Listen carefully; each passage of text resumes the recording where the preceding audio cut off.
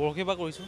পৰহি আপোনাৰ এনেকৈ আৰু 11-12 মানৰ পৰা ষ্টাৰ্ট কৰিছোঁ আৰু আজি সন্ধিয়ালৈ হৈ যাব সকলো। সন্ধিয়ালৈ মানে হৈ অলম'ষ্ট হৈ গৈছে। এতিয়া মানে লাষ্ট ফিনিচিঙৰ কাম অলপ চলপ কৰি আছোঁ আৰু সেনেকৈ। কেনেকুৱা কি ধৰণৰ থিম লৈ পেলাই কৰা গৈছে? থিমটো আমাৰ কালচাৰৰ হয়। অসমীয়া কালচাৰৰ ওপৰতে আপোনাৰ গাঁৱলীয়া পৰিৱেশ কিছুমান দেখুওৱা হৈছে। গাঁৱলীয়া খেল যোনবোৰ মানে কিছুমান মানুহে গম নাপায়, বহুতখিনি বস্তু গম নাপায়। তো সেনেকুৱা কিছুমান বস্তু দেখুওৱা হৈছে। আপোনাৰ কিছুমান খেল যোনবোৰ আমি নিজে মানে এইটো কৰোঁতেহে গম পাইছোঁ মানে। তো এনেকুৱা খেল হৈ গ'ল আৰু ঢেৰ আৰু সেনেকুৱা বস্তুবোৰ দেখিলে গম পাব মানে পিকচাৰবোৰ, আৰু লিখি থোৱাও আছে নামবোৰ কেনেকুৱা হয়। কিবা ক'ব বিচাৰিব দাদা, যিহেতু কষ্ট কৰি আছে?